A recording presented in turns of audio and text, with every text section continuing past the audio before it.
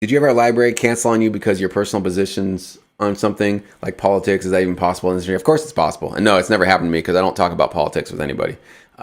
Just wondering, since the cancel culture is spreading. No, don't talk about politics with anybody you're doing business with, man. If you want to stay out of trouble.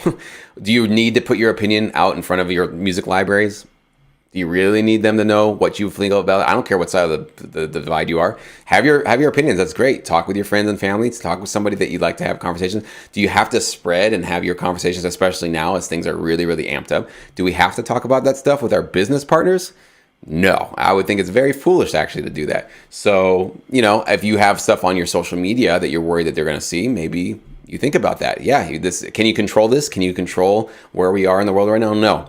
So, but what can you control? You can control what's on your social media. You can control what you talk about. You can control how you talk about things. You can control, how you share your opinions with people or not share opinion. And also think about, is it important? Do people need to know what I think about X or Y or Z if it has nothing to do with our working relationship? That's what I would think about. Like, no, we're here to do business. I'm here to make music for you. You're here to get me placements. I don't care what side of the political aisle you're on. If we are here to work together, let's work together, right?